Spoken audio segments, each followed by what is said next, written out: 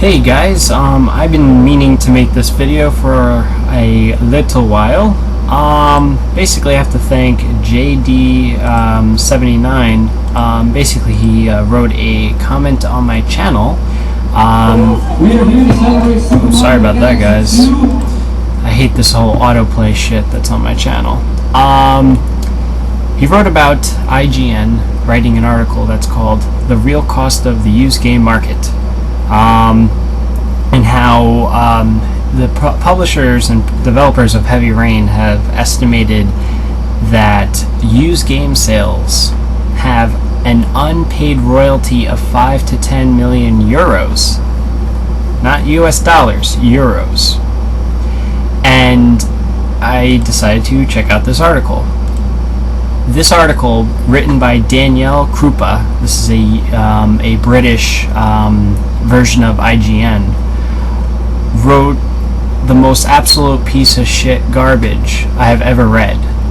Now, this is where the video game industry is either completely out of their fucking mind or out of their complete fucking mind.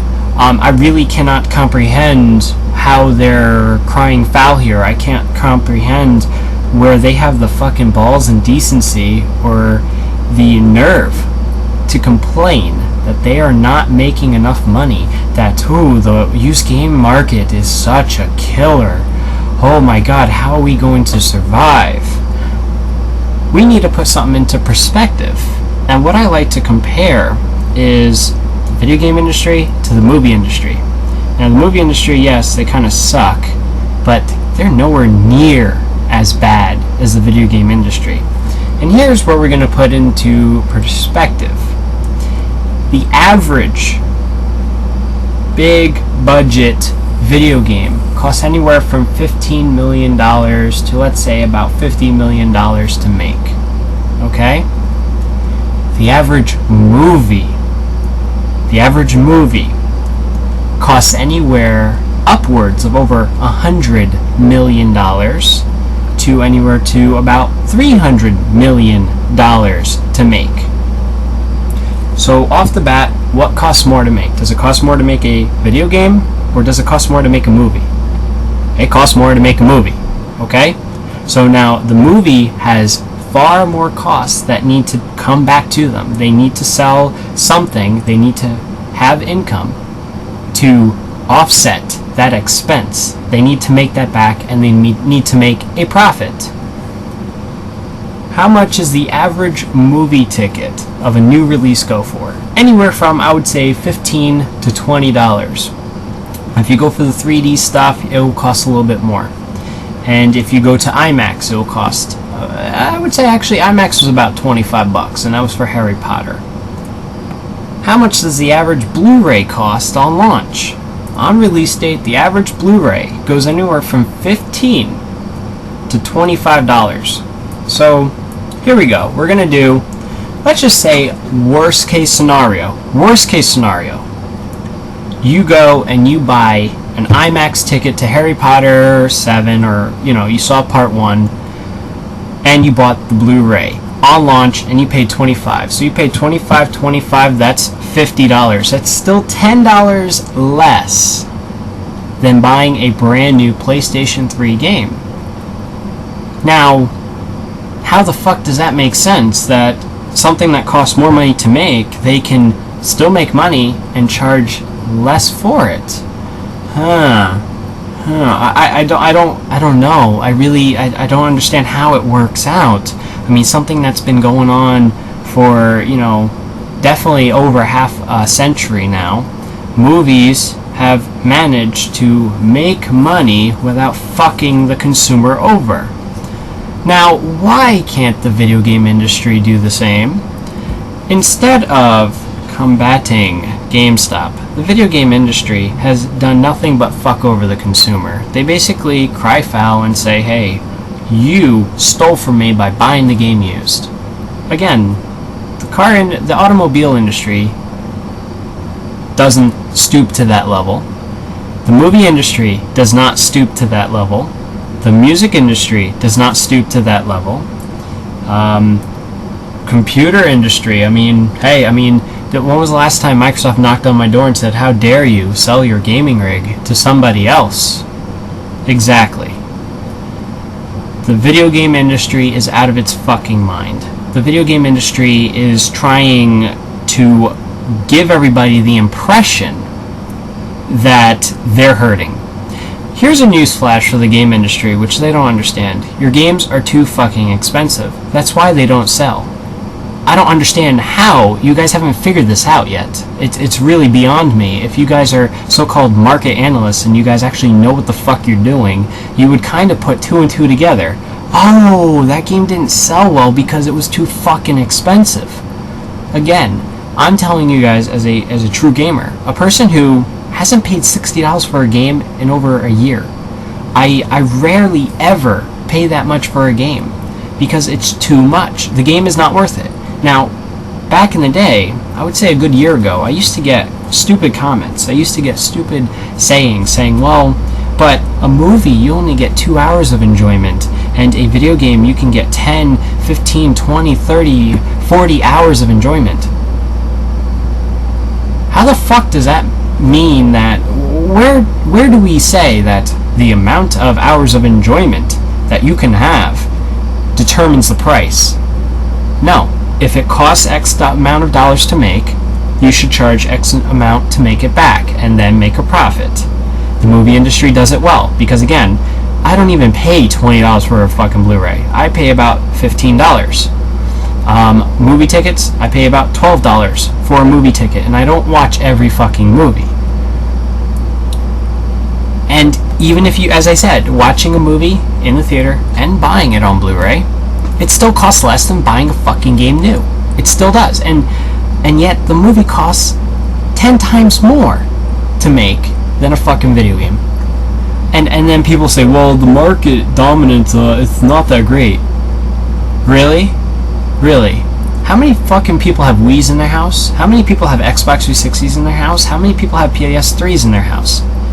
You're telling me that the market hasn't, it's stagnant, it doesn't have enough people to justify a lower price? Fuck you. Fuck you. That's bullshit. Okay? It is just obscene how retarded our video game industry has become and how people, for some odd reason, defend the developers. Look, the moment somebody tells me that their game is worth $60, they're no longer worth or valued in my eyes, because we all know deep down inside that these games are not worth anywhere near what they're charging. As I say, a brand new release from any developer should be capped out at $30. I don't give a fuck what someone says. $30 should be the all-time high, and if you want to sell, let's say, $60 for the collector's edition and all that bullshit, go ahead. But why the fuck do people buy games used? Because the used prices are what the new prices should be at. That's why people buy it used, and the video game industry hasn't figured this out. Really. I guess the video game industry consists of a bunch of morons, a bunch of people who just suck. They really don't comprehend money, apparently. Because if they're going to say, well, we estimate that we are owed 5 million to 10 million euros from used game sales, fuck you. You're not owed that money. It would be like Ford saying, well, every time that somebody sells our cars used, they owe us royalties. Fuck no, that doesn't work that way. The problem, as I would see, and this is where I think the problem lies, is that for some odd reason, I don't comprehend why, as a society, we allowed this shit to happen. When you buy this, do you own it? You guys gonna answer the question? Apparently not. Apparently they say that when you buy this, you're not buying this. You are buying a license to use it. When you buy this, do you own it? Any answers? Yes, you do own this. Why is there a difference between these two? Why is there a difference between what you're purchasing here and what you're purchasing here? There are two physical items that I hold in my hand. for some odd reason, this is where we get into royalties and shit like that. Intellectual property is, for one, completely overvalued. People assume that their ideas and art styles and creations are worth millions. Fuck you, no they're not. Merchandising goes into that whole thing. Apparently, merchandising, when you buy a Mario stuffed animal, you own the Mario stuffed animal, but when you buy a Mario game, you don't own a Mario game. I don't get it, guys. Software licensing needs to be killed. Okay? It has gotten completely out of hand. That's why you have contracts and all this bullshit, license terms, EULAs. Why should your consumers have to be signing a contract to play something that they legally purchased? You know, and that's where the problem lies. I think that for some odd reason they think just because it's data, that it's intellectual property, therefore you can never own it. Only the people who created it own it. That doesn't make sense. When I say I own a copy of, or I own a car, I own a in-motion speaker system, I own an Airport Extreme, I own a PlayStation 3, I own a Warcraft 3. Not a copy, not a license, I own the fucking thing. It's in my hand, okay? But unfortunately, that just isn't the way it works for some odd reason. And I find it hysterical that people never question this. I find it hysterical that no one ever sat down and said, who the fuck came up with licensing to begin with? Who the fuck said that, oh, because it's an idea, that it's intellectual property, therefore no one could ever purchase it. It has to be purchasing the right to use, the right to access, the right to view. Bullshit. Then give me a licensed price. Okay? But no, they won't do that. You see, the video game industry is fucked up, and you can tell, IGN doesn't give a shit. IGN is just, hey, yeah, these guys are right.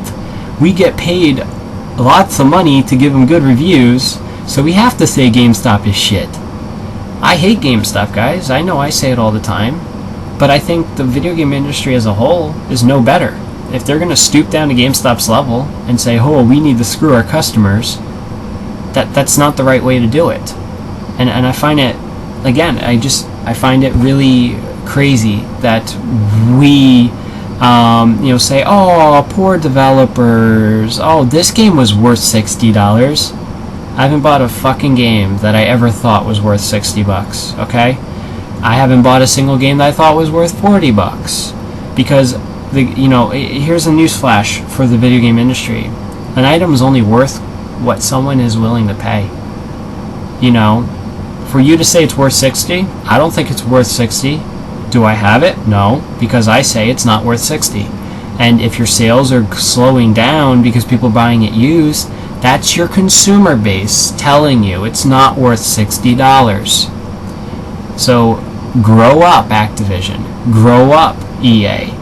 You know, I guarantee it. I'm willing to bet my life that if these developers and publishers were to stop being assholes and actually charge $30 for a brand new game, that game will sell fucking 10 times more copies than a $60 game. I can guarantee that, because if I'm going to try something, I'm not going to try it for $60.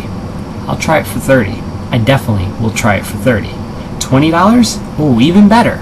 The majority of PlayStation 2 games I have are the greatest hits titles that, oh, for $50 I can buy 2 games. You know, no, we can't do that now, because we have to be assholes and have, oh, the greatest hits for PlayStation 3. No, instead of it going down to 20, we're going to put it for 40.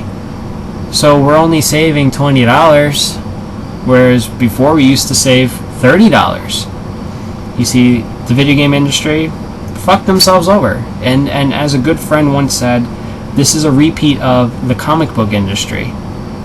They're doing exactly the same thing. And then they're like, oh, why isn't anybody buying it?